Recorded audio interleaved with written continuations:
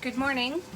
I am Lori Leek, speaking to you from my tread desk on an early Monday morning, and my husband and I are participating together in another one of our fasts that we have two targets to achieve. Either an insulin ratio of 40, that's glucose divided by ketones equals the insulin ratio, or to fast until we make the 48-hour mark. And we began fasting yesterday afternoon after our Sunday lunch, which was, we ended at about 1 o'clock, started our fast when we ended our Sunday lunch, and that was at 1 o'clock Sunday afternoon. So now we have been fasting for 20 hours and 25 minutes. This morning I took both of our insulin ratio numbers. So my waking glucose this morning was 91 and I had a ketone reading of 0.2. Yesterday's lunch was very carb loaded because we had leftover cast iron skillet deep dish Chicago style pizza in two versions, two different doughs, two different fillings. And yesterday we had some of the leftovers from that. So that was a very carb rich lunch, and I'm okay with the 0.2 ketones from that. When you eat a lot of carbs, you're not going to have a lot of ketones going on. But as time goes on, I expect my ketones to rise and my glucose to lower a little bit. Anyway, the glucose of 91 that I woke up with and the ketones of 0.2 that I had gave me an insulin ratio of 455, which is over the high water mark of 200 as described by Dr. Annette Bosworth, known as Dr. Boz on YouTube. And she's very pro keto, but we're doing things our own way using all the macros of proteins, fats, and carbs. My husband's numbers were almost identical to mine.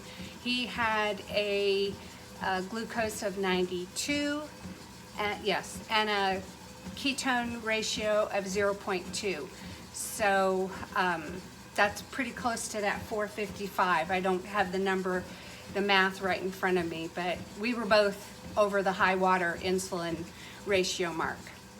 I'm gonna go ahead now. It's been about 2 hours, I think, since I took that first morning glucose number, and I'm gonna go ahead and take my insulin ratio by testing my glucose and my ketones, and I'll show you that in just a second. All right, so I'm ready to draw a drop of blood. Today's the 29th, so I'm using the 9th finger in my finger rotation.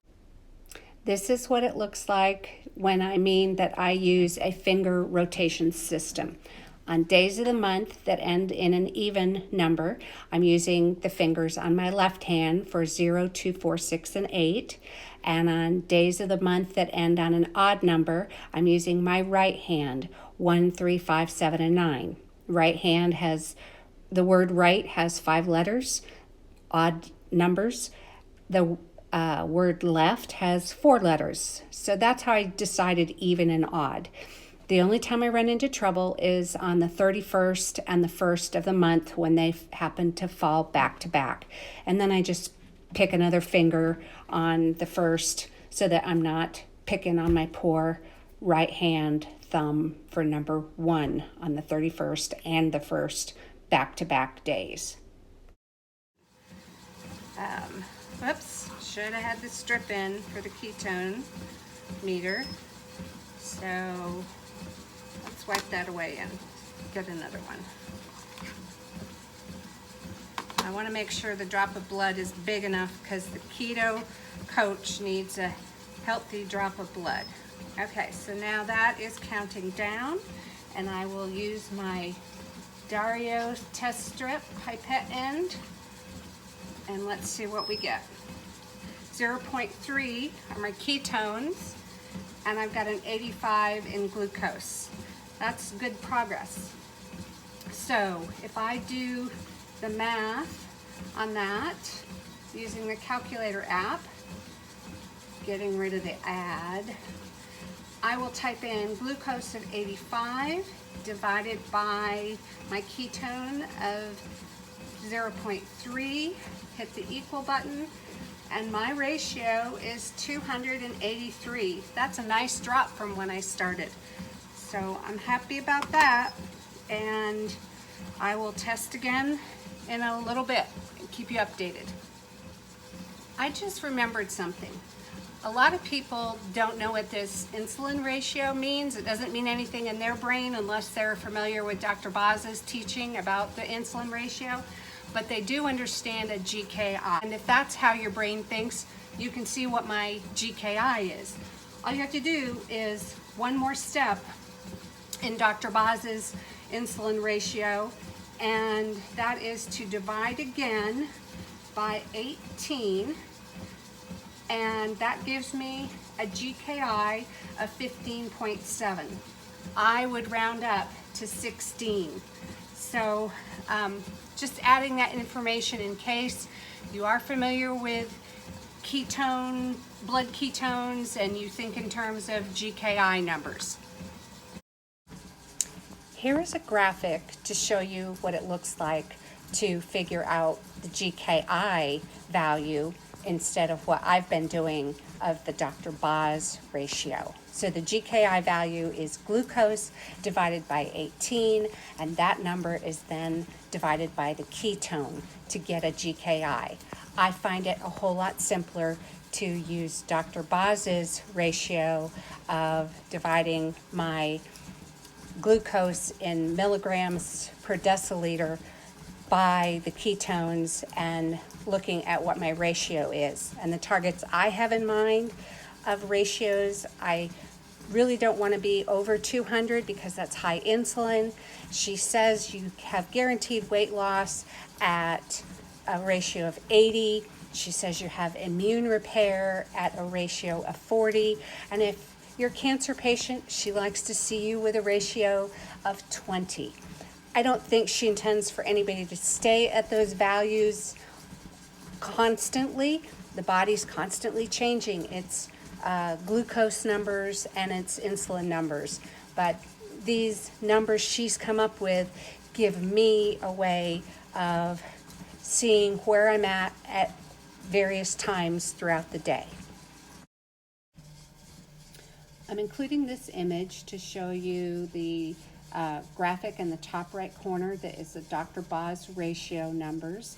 On the top left corner is a graph that is meant to illustrate high insulin levels and the insulin level falling as the glucose falls, which will get you healthier insulin ratios. And then the bottom left has a picture of the 2 meter setups that my husband and I both have. He uses the Relion Premier Compact Kit from Walmart along with a Keto Coach meter. I use the Dario because I test a whole lot more, and popping for the $240 Pro 365 membership actually saves me money, considering I'm testing sometimes up every hour during the day. So those are the 2 kits. And then the bottom right image comes from Seamland talking about insulin and glucagon. It's 2 hours later now, and I am back from a doctor's appointment seeing my nephrologist.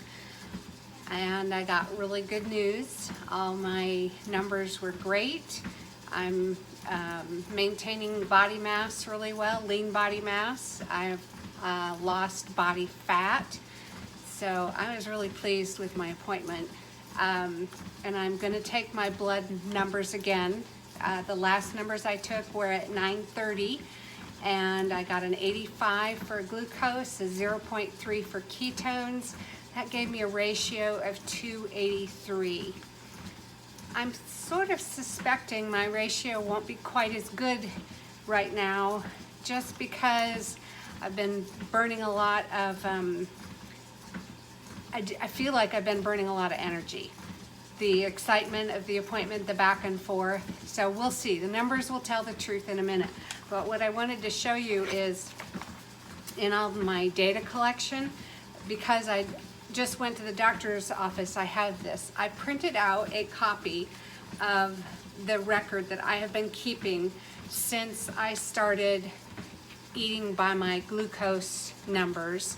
So back December 5th, 2018 was when I started taking glucose readings and waiting to eat until my glucose number started to come down closer to the target I had in mind. And I based that off a blog post that I found about using a glucose meter as a fuel gauge. That blog post has been rewritten. It is now called Data-Driven Fasting. And I am in the article written by Marty Kendall. I and another woman are sort of an example that he points to. I do it by glucose numbers, so my fasting, my waiting to eat is by my glucose numbers, whereas the other woman, she does her fasting by her bathroom scale numbers. That mental shift isn't something I could work with. I can get on the scale in the morning and see that the weight is down and think, oh, I can play around a little bit. Or if I get on the scale and the number is up, I can go the other way and I can get discouraged and say, oh, what's the use? So it's sort of a no-win situation. Whereas fasting by my glucose numbers works really well for my mindset. I can tell myself I can delay my eating according to my glucose number, knowing if I wait a little bit, the number will be lower and I can get closer to what I consider to be my ideal glucose numbers. So I do also use my blood ketone numbers because of being influenced by Dr. Boz's teaching on YouTube. And that's when I actually could much more closely control my weight up or down as I wanted, to allow myself to go up or to drive the number down by shooting more for a glucose divided by ketone ratio. And she says a ratio of 80 is guaranteed weight loss. I don't have to get down to that ratio to get a weight loss effect in the next day on my bathroom scale. So anyway, I showed you this chart. It's right now 133 pages of my tracking and watching what's happening in my own body chemistry. At first it was just by glucose numbers, and then I added in using the blood ketone numbers. So now I'm going to take my numbers and show you what that looks like, and I kind of expect that my insulin ratio of glucose divided by ketones will have gone a little up since the last reading. Not sure why I think that, but the numbers will tell us. All right, so draw the drop of blood, finger number 9 today, being the 29th. Get a good droplet. Use the Keto Coach. Counting down on that. Now to go to the Dario.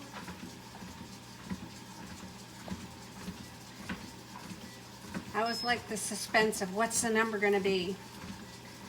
Okay, 94. I think that I'm going to take that again because that seems a little high on glucose, but the ketones are 0.3. Seems reasonable this early on into my fast. So I'm going to use another Dario test strip, and I should be able to draw another little bit of blood here.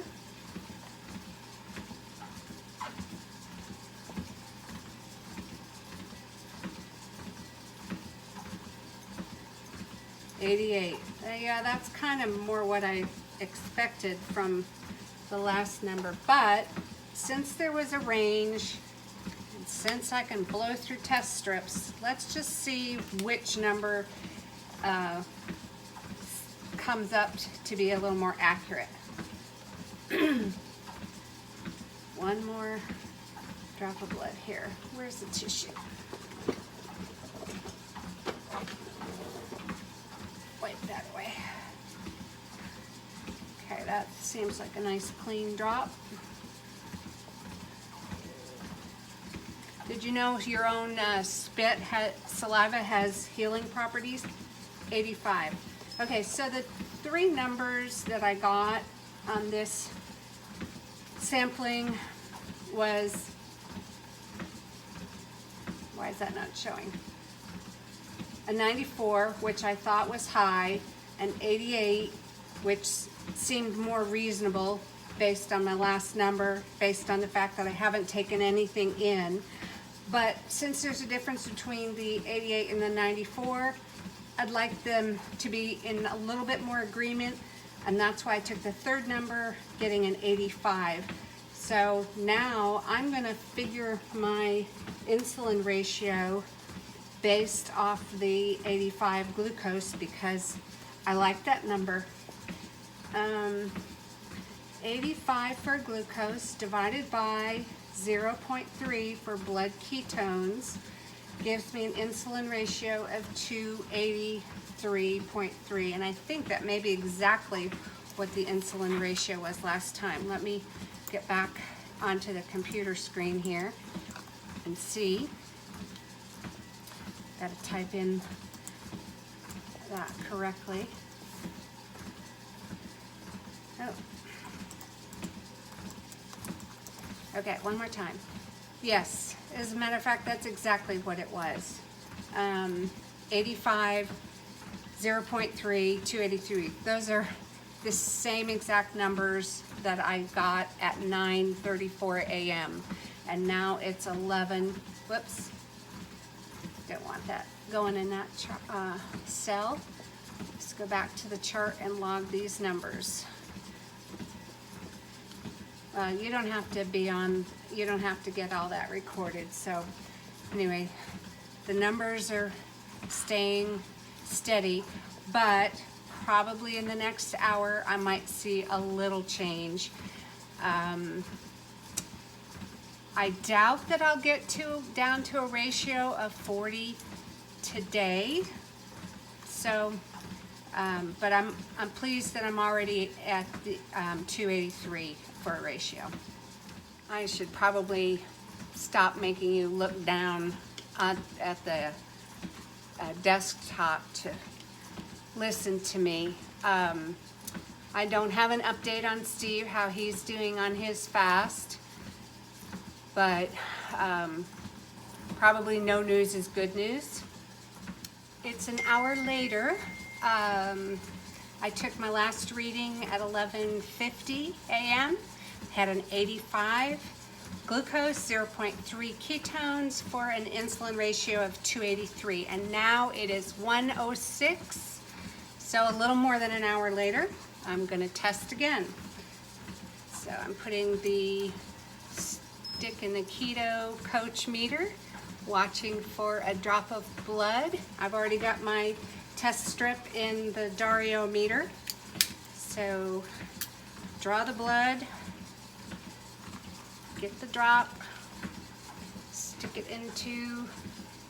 the pipette end in, watch it count down. Let's see what we've got.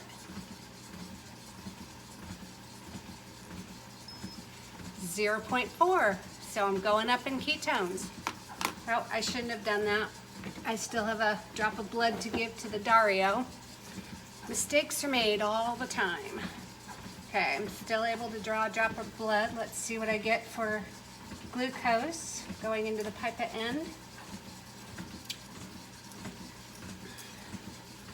84. So the last one was 85, so I've dropped a point. Let's just double check it and see what the next reading would be. I have another test strip right behind it. Draw more blood here, or raise it up. Kind of like the excitement of watching to see what happens. It's a little sick, I know. 88, okay. I'm gonna go with the 84. That's more in my favor. All right, now let's do the calculation for insulin ratio. Get the calculator. 84 divided by, divided by, not point. 84 divided by 0.4 gives me an insulin ratio of 210. Very close to that high water mark of 200. Dr. Boz says anything over 200 is high insulin. So I'm shooting for well under 200. I want a ratio of 40 glucose divided by ketones for an insulin ratio of 40 before I break my fast. And at 210 right now at 1 in the afternoon, I don't think I'm gonna get to 40 by this evening. I don't like to eat late at night. I see that my glucose morning numbers are not as good when I eat late at night. And so the two targets are either to fast until I get a ratio of 40 or fast until I get a ratio of 48. Pretty likely to be fasting into tomorrow. And if I get a 40, ratio of 40 tomorrow morning, that's fine. I'll just hang out there for a while, see where my ratio kind of bottoms out. Last time I think I got a ratio of 30, 2 tests in a row, and then I went up to something, I don't remember now, 36 or something, and by the time I broke fast, I'd actually gone up to a ratio of 40. I broke fast right on the money of a ratio of 40. The body pulls out fuel from storage to keep you going, and so your numbers are constantly shifting. Glucose is moving around a little bit, and insulin is actually moving around a whole lot more. According to Dr. Boz's teaching, insulin is very changeable. So I wasn't distressed to see that insulin ratio go from a 30 2 times in a row up to a 36 or something up to a 40. No big deal. I was down in the range where she says that your body's experiencing some autophagy and you're cleaning up old proteins. Your body's converting them into new, healthier protein cells. So anyway, there's that test for now. Oh, I did hear from Steve. He says he's doing fine. So we'll see. The hard part for both of us will probably be this evening, getting through the evening time when you feel like sitting down and eating together. But we will figure out something else to do to keep ourselves productively, usefully occupied. It's been well over an hour since my last test. My last test was at 1:10 p.m. and now it is 4:15 p.m.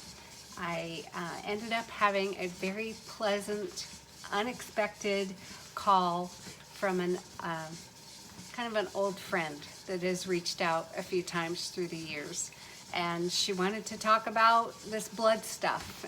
So we did a video call, and it was really great to have that time together. So now it's 4:15 and I'm going to test again. I've got my testing stuff out here. Got the ketone meter, just put the strip in. I've got my Dario so I can get a drop of blood, and I've set up the Dario strip over here in my iPad. So now I'm gonna do this, see what the ketones are. I should also look and see how many hours fasted I am. So counting down, this is lovely, 0.9. And now see what the glucose reading is. I think you can see that on the screen, yes, because now I can see it. Before I wasn't being careful. Wow, okay, 102, didn't expect that. So we're gonna double check it. Now, one explanation is that possibly my body has created some new glucose out of stored fuel. That's one possibility. Could be a bad reading because not all meters are right on the money with their readings. They're allowed a 15 to 20% range, I believe, plus or minus. I think Dario keeps themselves to it within a standard of 15. Okay, 86 is much closer to what I expected, and this is why I'm glad I can just use as many test strips as I want. And now I'm going to verify and see if that 86, how close that is. I want to get one more number and compare the three numbers, picking the two that are most similar. 91. Okay, 86 to 91, not a big deal, but you know what? I don't have to be stingy with my test strips. That's the beauty of this subscription. Now, I don't know if Dario would agree with that because I'm just using my 4th strip for getting one glucose meter, but it's part of my subscription.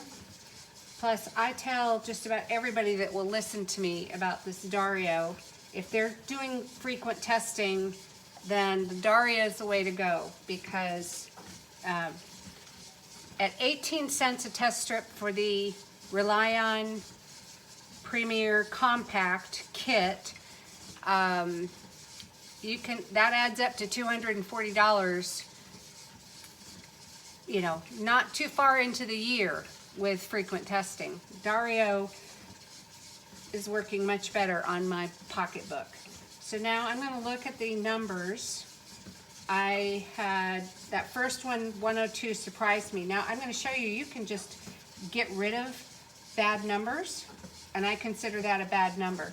So then I have 3 other numbers left, 86, 91, 86. Well, obviously I got 86 twice. I'm going to go with that.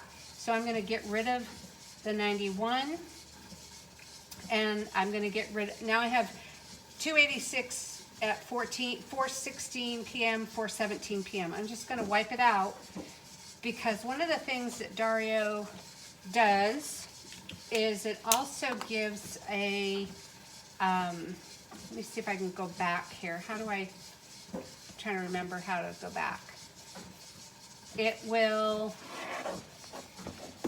It gives me stats. Oh, I need to make the screen smaller, that's how. Okay, let me make this smaller. No, that's not it. Well, I know that it will calculate my A1C for me. Wonder if that's it. No, I don't want to send it. I could share this log to somebody. If I were like a type 1 diabetic that needed to be monitored, I could share it with a family member. I could share it with my doctor. Don't do that. I can manually put in a blood sugar number, but I'm not going to do that. Like, sometimes I've used Steve's Rely-On Premier Compact to do a reading just as an example in the video, and then I will enter that into my Dario record, but I'm not doing that. So I wonder, I'm trying to remember how to see the, oh, I know, I wonder if I go back to the main screen. Well, I'll have to figure it out later. I'm not going to keep burning through recording tape. So I had a 0.9 for ketones and an 86. Let's do the math on the calculator and see what my insulin ratio is. So 86 for glucose divided by 0.9 for ketones equals 95. That at 95.5. So that's really a nice ratio. I'm definitely under the high water mark of 200. I'm also going to show you how what this number is in the GKI value, in case that's a number you're comfortable with. So divide it one more time by 18, and the GKI value is 5.3. I'm doing really well, and I may make a ratio of 40, insulin ratio of 40 before going to bed tonight, but I'm not going to break fast. I am curious to see what Steve's ratios are when he gets home from work, but things are coming along well. Oh, but I feel great. I haven't had any hunger today. Your body does get used to fasting, and the hunger becomes less of an issue. If I felt hungry, I have some salt crystals here, and so I could just take a couple. I think I've showed this on another video, but let me, just little salt crystals in my container, and usually 2 or 3 at a time, sometimes just 1. And this is the Redmond real salt. Sometimes I've used the pink Himalayan salt crystals. I'll try to insert a picture of what both of those things look like. And this is just an old test strip that I took the label off from. It's very convenient with the flip top lid here. And so I keep salt crystals handy. I have a container in my purse. I have a container in the bathroom, container here at the tread desk, and this video I've pretty much done the whole thing here at the tread desk. You might be curious to know that I have walked 11.46 miles so far. Let's see if I can enter the time. The time total is 5 hours and 50 minutes. I started this morning, got off to go to the doctor for a while, came back, got back on. I've slowed my speed down, so I'm only walking 1 mile an hour because I do have high mileage. Let's go back to the mileage. So I'm not really interested in racking up a lot of miles, but I find it much more satisfying to walk and work, be busy here at the computer doing things, taking care of stuff, rather than just sitting on the couch with a computer in my lap or on my iPad. So I absolutely love having a tread desk. Not that that's what this video is about, but I'm babbling now. I just remembered I was going to share with you how many hours fasted I am since I got that nice ratio. So I'll show you on the iPad the icon for the Life app looks like, whoops, sorry. Looks like a white heart in a blue circle. And this is the app that I have used for a long time. And let me open it up and you'll see how it records the fasting time. On the iPad, it stays in a sideways, not a straight up and down picture. Anyway, I will turn this around. So 27 hours, and I can't quite read that backwards. 27 hours and 26 minutes fasted. And I feel really, really good right now. We're now into the next day. It is Tuesday, and I'm already into the afternoon. It's 1:30 in the afternoon. The fast for 40 or for 48 did not end well. Steve came home yesterday afternoon about 5 p.m. and he had a raging headache, and he said he was breaking fast. He was discouraged. He had wanted to try to get to that insulin ratio of 40 or 48 hours. We had fasted last week trying to do it, and he got the headache at about 1 a.m. into Monday night. Well, this time he didn't even make it into Monday night. We started about the same time on a Sunday afternoon after our Sunday lunch, started fasting. Last week and this week, same thing. And last week he made it through Sunday night, all through the day Monday. We went to bed Monday night without any food having been consumed, but at 1 a.m. he had a raging headache and he broke fast. I kept fasting last week, and I did make a ratio of 40. Right on the time that I was ready to end fast, I had a ratio of 40. And I'd gotten a ratio of 30 the 2 tests before that, and then I'd gone up, the 3 tests before that I got a 30, a 30, a 36, and then up to a 40. So insulin can go up, and that's normal, I guess. It's very changeable. But my fast for 40 or for 48 last week was successful, and his wasn't. And he said he wanted to try again this week. So again, we started on Sunday afternoon, and I've covered that all in the beginning of this video. But when he came home yesterday at the end of Monday, work day, we didn't make it through the evening. He had the raging headache already, and he was ready to call it quits and break fast. And fasting should feel good. It shouldn't be a struggle. It shouldn't be a physical labor. It shouldn't be uncomfortable. You shouldn't be nauseous. It should feel good to the body, like you're giving your body a chance to rest its digestion and use up its already stored fuel. That's one of the purposes of a fast. So with him feeling discouraged, coming home at 5 o'clock, sitting down to just get some leftovers out of the fridge and kind of grab what he could to end the misery and try to feel better, I didn't want to keep fasting. I was feeling good, but I joined him. I went ahead and I got some leftovers, and we sat together at the table and we ate a meal. And so that fast didn't end well for either of us, really. But here I am, it's Tuesday, and I wanted to finish this video and show that not all fasts are successful. Sometimes you have to call it quits. In my case, I called it quits to be in solidarity with my husband, who was feeling absolutely miserable. So I'm gonna wrap this video up with one last update on the blood numbers I've had today, and I will share those here. So I'm going back to where I think I left off, and at 4:15 I had a glucose of 86, a ketone of 0.9, and doing the division, that gave me an insulin ratio of 96, and dividing one more time by 18, it gave me a GKI of 5.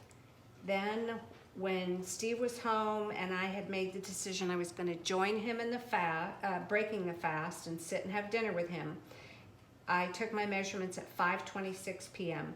I had a glucose of 87, a ketones of 0.6. That made my insulin ratio 145. Dividing that by 18 to get the GKI, I have a GKI of 8. So then at this morning, I was up really early, and that was 4:26 a.m. and I only took my glucose of 90 because I'd burned through so many ketone strips the day before taking insulin ratios. I decided only to take my glucose. I was pretty sure I wouldn't have much in the way of ketones. I took another number at 9:52 a.m. I had a glucose of 89. At 11:33 a.m. I had a glucose of 82, and I decided to go ahead and take a ketone number. So I had a 0.2 then, which is an insulin ratio of 410. That's over the 200 high mark of insulin. Dividing that by 18, a GKI of 23 was the result there.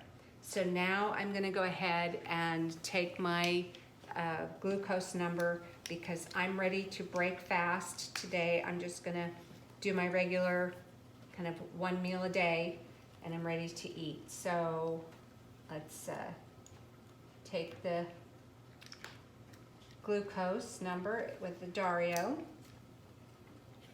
Oh, I should go ahead and get out my ketone strip and have that ready so everything's in place. Just quickly get the numbers. Okay, so today is the 30th, so I'm using my thumb for 0. And draw the drop of blood. And the keto coach is counting down. And let's see, I don't expect a high ratio, a high ketone number, 0.4. Okay, that's pretty good. And my glucose on the Dario is reading at 86. And so I will go ahead and do the math. So divide 86 divided, oops, there's an add, close that. 86 divided by 0.4 equals 215. So I'm close to being at the high water mark. And if I kept fasting, I'd probably go lower, but I'm gonna go ahead and break fast and enjoy my meal earlier in the day. I find it's a whole lot easier on my body if I eat in the early afternoon and finish all the food that I'm gonna be eating for that day no later than 4 o'clock. It gives me time to digest my food a little bit before I go to bed at 8:30. And I tend to have much better glucose numbers in the morning by doing that. And I haven't decided yet exactly what I'm gonna break my fast with, but I think I'm gonna go in the carbs and protein direction and keep the fats really low on this meal. So now to start rummaging around and seeing what's available and seeing what I'm gonna make. I will put that on the video as the end part of the video. I think the first thing I will start with is a bowl of sliced banana with some strawberries. Bananas I have a few bananas that need to be used up, and I'd rather not turn them into baked goods just yet. So this is still good enough. I'm gonna do strawberries and banana. Sometimes I lay out the whole meal and sit down to it all at once, but this time I just felt like sitting down to a cup of tea and starting with these strawberries and bananas together, and then I'll move on to the next thing. I've got some potatoes baking in the toaster oven. I decided that some baked potatoes sounded really good, and these potatoes are on the small side, so I'm going to have a couple of them, not just one. I decided that 4 little baked potatoes sounds really good, and the skins are really crunchy. That's the way I like them. Might be able to hear that crunch. So I will use salt and pepper with these and enjoy those. This is going to be one of my long drug out meals, I think. So I'm sitting down to enjoy these potatoes while they're still hot. I'm going to just enjoy them with salt and pepper. Now, I do love a good slug of butter with all of this too, occasionally, but my goal right now is just to enjoy a meal loaded with carbs, but I'm keeping the fats away. And part of my thinking on that has been influenced by the Mastering Diabetes guys, Cyrus Kambata and Robbie Barbaro. And I will put a link to their a great podcast that they did with Melanie Avalon on the biohacking podcast that she hosts. And they did a great explanation of eating at either end of the spectrum, either eating fats or eating carbs, but not mixing them together, which is so THM, Trim Healthy Mama. Anyway, I'm gonna enjoy my potatoes.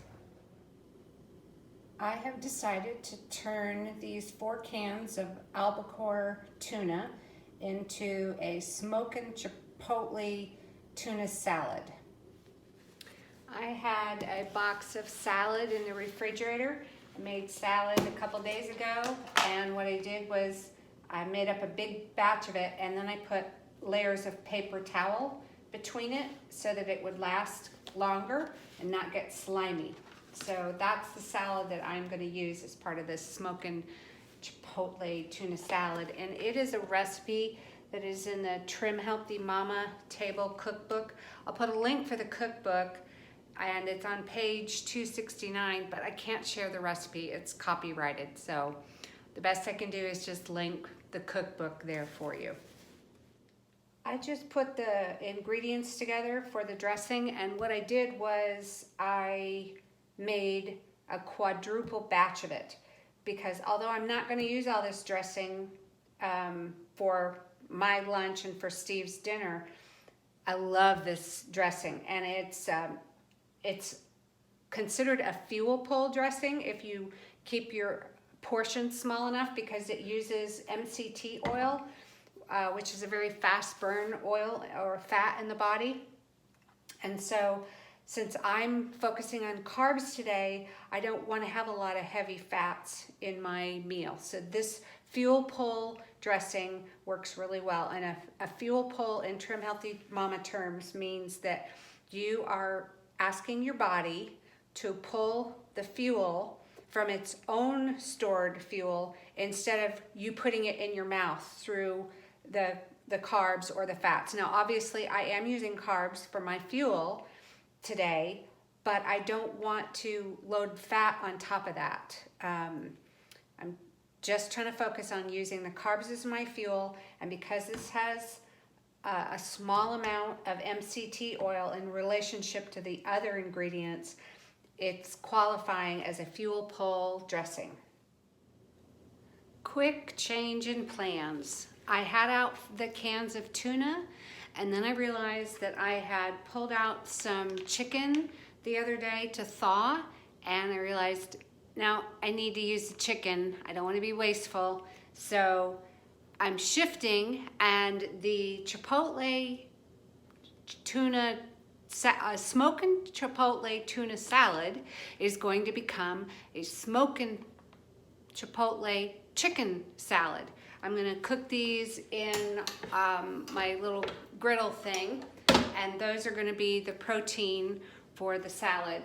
And I've got my quadruple batch of dressing, and the good thing about making that is I will have dressing left over to use in other days for salads. This is such an excellent dressing. So the chicken is now cooked. I had a package of chicken tenders and I had a package of chicken breasts. And what I did was I flattened them both with a meat mallet. I use a meat mallet, a nice heavy weighted meat mallet, to pound them out on the mat before I cook them in the grill.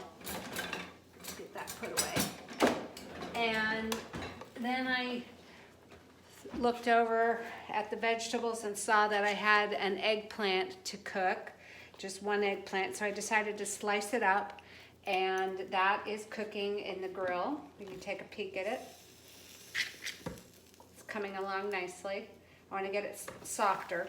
And so what I do with that is I spray each side lightly with some avocado oil. I think I got this at Walmart, I'm not sure, but just give it a quick spray on either side, and then that is in the grill. So 3 pieces fit in there. I have these 3 to do, and then I'll have some grilled eggplant as a side with the salad. I'm probably gonna eat 3 or 4 chicken tenders with my salad and the smoking chipotle dressing. And then I will use some of these chicken breasts for Steve's salad when he's home tonight. I'll end up probably setting them out on the cutting mat and slicing them. Actually, I could just go ahead and do that. I find it's just a nicer presentation on the salad if you sort of thinly slice them and then spread them out over the top of the salad. So it's still kind of hot. Anyway, and then that just gets fanned out over the top of the salad for him. So I think he will enjoy that for dinner tonight. Here's some of my meal put together. So you're not seeing it all at once because, of course, I've already eaten the strawberries and bananas and I ate the potatoes, but now I'm going to sit down to this big salad plate and have the side of the eggplant. Now I think that I'm ending off with dessert. So this cup of raspberries may be my dessert, may be the end of my meal. We'll see. That was it. I went ahead and had the raspberries and feel like that was good enough. And so I'm gonna go ahead and start a new fast now. I fasted from yesterday when I broke fast with him at about 5 o'clock until today when I started making that meal you saw me put together. That was 18 hours and 20 minutes of fasting, and then I've enjoyed having a meal. So I started making my meal about 1:30 and now it's about 4:35. So over the course of 3 hours, I made my meal, I enjoyed it. I also was preparing Steve's food, and he's on his way home now, so I'm gonna finish up this video and get it uploaded and prepare his dinner so that I can welcome him home after his day of work. And thank you for joining me during the 40 to 48 that did not work this time.